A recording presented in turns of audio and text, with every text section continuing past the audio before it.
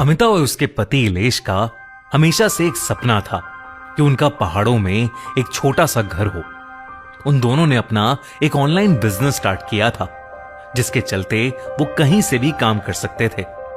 इसलिए उन्होंने हिमाचल के एक छोटे से गांव में कहीं दूर एक पुराना घर खरीदा, जिसके चारों तरफ जंगल, बड़े बड़े पेड़ और अलग अलग सुंदर फूल थे। अमिता उस घर को लेकर बहुत खुश थी। पीले रंग का वो बड़ा सा घर सूरज की किरणों में बहुत खूबसूरत लग रहा था। पर जैसे ही अमिता ने घर का दरवाजा खोला, उसे घर के अंदर से एक अजीब सी बदबू आई। घर काफी सालों से बंद था और गंदा था, शायद इसलिए वो बदबू आ रही थी। वो दोनों जब घर के अंदर गए तो दिन के उजाले में भी अंदर गुप्त अंधेरा था। उन्होंने कैंडल्स जलाई, इलेक्ट्रिसिटी ऑन की, घर साफ किया और फिर अपना सामान सेट किया।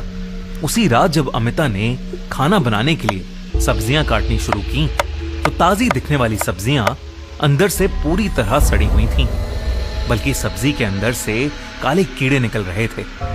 थकान की वजह से उन्होंने उस रात खाना ही नहीं बनाया, सिर्फ ब्रेड बटर खाया और सोने चले गए। रात के करीब 4-4:30 बजे जब अमिता की नींद खुली तो इलेश बेड पर नहीं था। अमिता ने परेशान होकर बाहर जाकर देखा तो इलेश बगीचे में फावड़े से एक गहरा गड्ढा खोद रहा था और उसके चेहरे पर एक अजीब सी मुस्कुराहट थी। अमिता ने उसे पुकारा तो इलेश जैसे होश में आया। उसे याद ही नहीं था कि वो बाहर बगीचे में कब और कैसे पहुंचा। अमिता को लगा कि शायद इलेश ने कोई सपना देख लिया होगा और वो उसी सपने के अंदर नींद में चलने लगा होगा। इस इंसिडेंट के बाद बाकी का दिन ठीक गुजरा, सब कुछ नॉर्मल चल रहा था। अमिता और इलेश अपने नए घर में काफी खुश थे, पर अगली रात सब कुछ बदल गया। अमिता की नींद एक तेज शोर से खुली। घर के नीचे वाले फ्लोर पर एक ऐसी आवाज आ रही थी जैसे कोई भारी कुर्सी को जोर जोर से आगे पीछे कर रहा हो। अमिता डरते हुए धीरे धीरे नीचे गई तो वो आवाज सीढ़ियों के नीचे से आ रही थी। वहां उसे एक छुपा हुआ दरवाजा मिला जो बेसमेंट के एक कमरे में जा रहा था। अमिता जब उस अंधेर कमरे में गई तो उसने देखा कि वहां सड़ी हुई जड़ी बूटियां रखी हैं और एक रॉकिंग चेयर पर इलेश बैठा एक काली बोतल को घूर रहा है। दीवार पर लटकी लालटेन की हल्की रोशनी में अमिता ने देखा कि इलेश के ठीक पीछे एक धुंधली काली परछाई खड़ी है और उसके लंबे बाल और खोखली सफेद आंखें हैं। अमिता ने जैसे ही कांपती आवाज में इलेश, वो चेयर हिलना रुक गई। इलेश का सर एक भयानक आवाज के साथ मुड़ा। उसकी आंखों की पुतलियां गायब थीं और वो गुस्से से अमिता को देखने लगा। तभी इलेश के पीछे खड़ी वो भयानक काली परछाई एकदम से अमिता के सामने आ गई। वो परछाई एक बहुत ही भयानक औरत की थी। उस औरत ने अमिता का गला जोर से दबोच लिया, जिससे अमिता का दम घुटने लगा और वो बेहोश हो गई। उस बेहोशी में अमिता को एक अजीब सा सपना आया। उसने सपने में देखा कि वो रात के भयानक अंधेरे में बगीचे की उसी जगह पर खड़ी है जहां इलेश खुदाई कर रहा था और वो खुद अपने हाथों से पागलों की तरह जमीन खोदती जा रही है। सपने में उसके नाखून टूट रहे थे और उंगलियों से खून बह रहा था। पर अगली सुबह जब अमिता की आंख खुली तो वो अपने बिस्तर पर थी। उसे लगा कि जो कुछ भी उसने महसूस किया वो सब सिर्फ एक बुरा सपना था। पर जैसे ही उसने अपने हाथ देखे, उसकी चीख निकल गई। उसके हाथ सच में मिट्टी और सूखे हुए लाल खून से सने हुए थे। बाहर इलेश उस गड्ढे को भर रहा था और जमीन पर गिरकर जोर जोर से रो रहा था। पर अमिता के पुकारने पर वो एकदम से चुप हो गया, जैसे कुछ देर पहले कुछ हुआ ही ना हो। अमिता इलेश से कुछ कह पाती उससे पहले ही उसे जोरों की ठंड लगने लगी और उसका सर भारी होने लगा। उसे उल्टी आने लगी तो वो घर के अंदर भागी। लेकिन जैसे ही वो घर के अंदर घुसी, घर में सड़ते हुए मांस और जलती हुई जड़ी बूटियों की बदबू फैली हुई थी। घर के सारे दरवाजे और खिड़कियां अपने आप झटके से बंद हो गए और घर के मेन डोर पर ताला लगने जैसी आवाज आई। घर के सारे बल्ब एक झटके से फूट गए और दीवारों से रोने की आवाजें आने लगी। उसने देखा कि जमीन पर काले खून के निशान बन गए हैं। तभी एकदम से इलेश हाथ में काले खून से सनी हुई जंख लगी हुई एक बहुत भारी कुल्हाड़ी लिए अमिता की तरफ आने लगा। उसकी आंखें सफेद पड़ गई थीं। उसके पीछे एक भयानक आदमी की आत्मा थी जो हवा में उड़ रही थी, जिसके चेहरे का मांस सड़कर नीचे गिर रहा था और आंखें बिल्कुल काली थीं। इलेश एकदम से एक डरावनी आवाज में चिल्लाने लगा। वो कहने लगा कि अब कोई नहीं बचेगा। अमिता धीरे धीरे पीछे हटने लगी और तब वो किसी चीज से टकराई।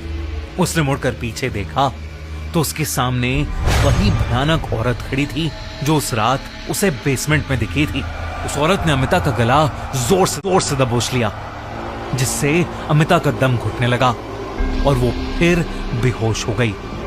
जब उसकी आंख खुली तो रात के 3 बज रहे थे, लेकिन सब कुछ एकदम नॉर्मल था। उसके हाथों पर कोई निशान नहीं थे। इलेश भी बगल में आराम से सो रहा था। अमिता को कुछ समझ नहीं आ रहा था कि अब तक उसने जो देखा वो उसके साथ सच में हुआ है या ये सब एक बुरा सपना था। वो बेचैन होकर उठी और सीढ़ियों से नीचे गई। उसने देखा कि वाकई में वहां एक छुपा हुआ दरवाजा है। उसने वो दरवाजा खोला और बेसमेंट में उसी कमरे में पहुंच गई जो उसने सपने में देखा था। वहां वही सड़ी हुई जड़ी बूटियां रखी थीं और वही रॉकिंग चेयर थी। कमरे में बहुत धूल मिट्टी थी और एकदम गुप्त अंधेरा था। अमिता ये सब देख ही रही थी कि अचानक उसे अपने बेडरूम से एक जोर की आवाज आई। वो ऊपर गई तो उसने देखा कि उसका पति इलेश बेड से ऊपर हवा में लेविटेट कर रहा है। ये देखकर अमिता की चीख निकल गई। उसने इलेश का नाम जोर से पुकारा तो इलेश छटपटाने लगा, जैसे वो जंजीर में बंधा हो और अपने आप को छुड़ाने की कोशिश कर रहा हो। अमिता ने मदद के लिए फोन उठाया, पर उस गांव के किसी भी इंसान ने उसका फोन नहीं उठाया। उधर इलेश की हालत खराब होती जा रही थी। अचानक उसकी बॉडी अकड़ने लगी और वो जमीन पर नीचे गिर पड़ा। अमिता जैसे ही उसके पास उसे देखने गई, वो घबरा कर चिल्ला उठी, क्योंकि इलेश की जगह वहां वही भयानक औरत लेटी थी जिसे अमिता अपने सपनों में देख रही थी। इस बार वो बहुत खूंखार लग रही थी।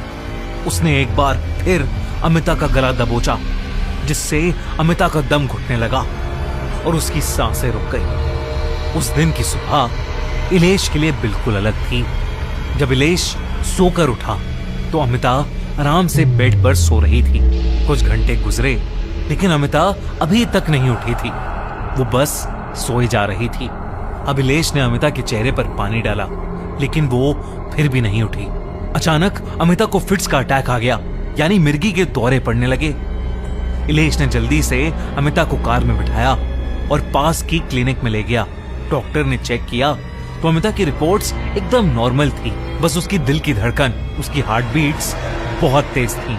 लेकिन अमिता अब भी आंखें खोल ही नहीं रही थी, ना कुछ बोल रही थी। इलेश फाइनली जब उसे एक बड़े हॉस्पिटल में लेकर गया तो उसे पता चला कि अमिता कोमा में चली गई है। नहीं आ रहा था कि अचानक एक दिन में ये सब कैसे हो गया। हॉस्पिटल में एडमिट करवाकर जब वो हिमाचल के गांव में अपने घर वापस गया तो उसके घर के बाहर एक बूढ़ा सा आदमी बैठा था। उसने इलेश को एक ऐसा राज बताया जिसे सुनकर इलेश के होश उड़ गए। उसने कहा कि ये घर शापित है और यहाँ एक ऐसी पिशाचनी रहती है जो लोगों को उन्हीं के सपनों में फंसाकर उनकी जिंदगी चुरा लेती है। और इस घर के अंदर कई लोगों की लाशें दफन हैं। इसलिए इलेश को वो घर जल्द से जल्द खाली कर देना चाहिए। ये कहते ही वो बूढ़ा आदमी वहां से उठा और जंगल के रास्ते चलने लगा। इलेश ने उसे आवाज लगाई, लेकिन वो आदमी चलते चलते हवा में कहीं गायब हो गया। इलेश ये देखकर हैरान रह गया था। उसने तुरंत वो घर खाली किया और अमिता की हेल्थ के लिए एक पूजा रखवाई। कुछ दिनों बाद अमिता को अपने आप एक दिन होश आ गया। वो नींद से उठते ही रोने लगी और उसने बताया कि कैसे वो सपनों के घर में फंस गई थी और वो कितनी अकेली महसूस कर रही थी।